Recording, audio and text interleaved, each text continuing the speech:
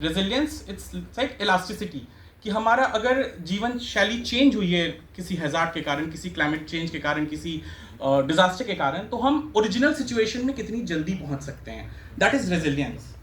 और ये नॉर्मल सी बात है कि अगर आपको किसी हैजार्ड के बाद अगर आपको अपनी पुरानी लाइफस्टाइल तक आना है, तो उसके लिए बहुत सारे, हो सकता है कोई गवर्नमेंट का प्रोग्राम हो, कोई पेपर वर्क हो सकता है हैजार्ड से पहले कोई स्मार्टफोन पे आने वाला गवर्नमेंट का मैसेज हो कि कोई बहुत बड़ा ये तूफान आने वाला है, जो कि older people are not well connected with that thing, है ना, स्मार्टफोन से बहुत ज़्यादा कनेक्टेड नहीं है।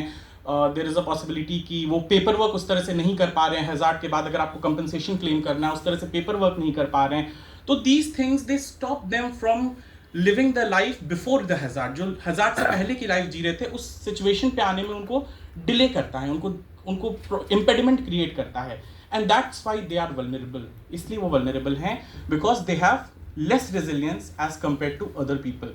तो हम बार बार जब क्लाइमेट रेजिलियंट एजिंग की बात करें, तो हमें ये समझना चाहिए कि कोई भी हैजार्ड आने के बाद, कोई क्लाइमेट चेंज के इम्पैक्ट के बाद, कैसे हम ओल्डर पीपल को we can help them to overcome that problem and then start living the life as close as possible जो वो उस हैजार्ड से पहले जीते थे। That is what resilience is, that is what vulnerability is। and जब मुझे ये लेक्चर देने के लिए कहा गया, तो ऑब्वियसली इस टॉपिक पे मैंने बहुत ज़्यादा काम नहीं किया था, बट फिर मैं बहुत पढ़ा इसके बारे में, तो मुझे लगा कि ये तो बहुत ज्योग्राफी के लिए बहुत इंटरेस्टिंग है, because there is a whole scope of research in geography जो इस फील्ड में किया जा सकता है, जिसे हम लोग अभी तक नहीं कर रहे थे, हम लोग इसको शायद निग्लेक्ट कर रहे थे। मैं उसी स्कोप की बात करता हूँ कि किस तरह के काम हम लोग कर सकते हैं as a geographer, as an academician में किस तरह के काम कर सकता हूँ इस फील्ड में। तो मैंने बताया क्या वल्नरेबिलिटी क्या होती है, क्यों होते हैं लोग वल्नरेबल। ज्योग्राफी में हम ये पढ़ते हैं या हम ये समझने की कोशिश करते हैं कि ये वल्नरेबल लोग कहाँ पर हैं, where these vulnerable people are living। तो और vulnerability स्पेशली मतलब स्पेस पे, लोकेशन वाइज अनइवन है, हर जगह सिमिलर लेवल ऑफ vulnerability नहीं होती है। जैसे एक शहर में, दिल्ली में, मुंबई में, obviously older people are experiencing problem, but Himalaya में एकदम दूर पहाड़ी क्षेत्रों पे अगर हैजार्ड आता है, लैंडस्लाइड आता है, they are more vulnerable as compare to people living in Delhi और मुंबई। तो स्पेशली अनइवन है, हर जगह अलग अलग। ये पूरा जो रिपोर्ट है ये रूरल एल्डर पीपल के ऊपर है, दैट्स वेरी रेलेवेंट, क्योंकि शहर के मुकाबले रूरल एरियाज में मे बी एक्सेसिबिलिटी कम है, मे बी हेल्थ सेंटर्स कम है, फॉर डिफरेंट रीजंस वल्नरेबिलिटी ज़्यादा है। तो कहाँ ज़्यादा है, कहाँ कम है, ये आइडेंटिफाई करने में ज्योग्राफी का एक बहुत बड़ा रोल हो सकता है।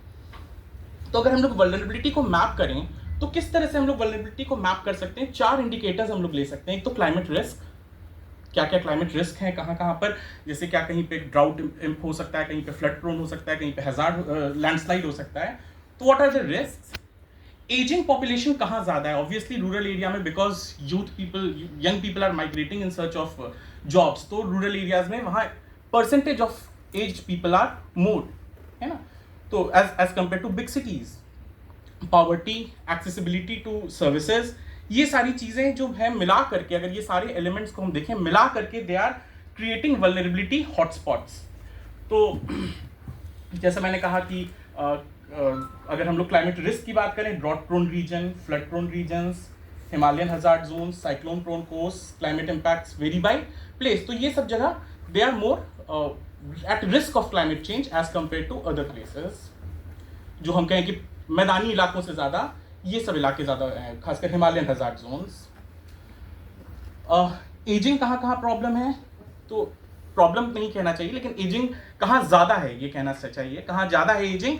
तो रूरल एरियाज में ज़्यादा है, because elder people are left behind, उनको केयर करने के लिए लोग कम हैं रूरल एरियाज में। शहरों में यंग पीपल की पॉपुलेशन ज़्यादा है, वर्किंग एज पॉपुलेशन ज़्यादा है, बट गांव में इसके कारण सोशल आइसोलेशन भी होता है, या छोटे शहरों में इसके कारण सोशल आइसोलेशन भी होता है, because the young people they out migrate. वो ज़माना चला गया जब हम जिस शहर में पैदा होते थे उसी शहर में जॉब करते थे, उसी शहर में हमारे बच्चे पढ़ते थे।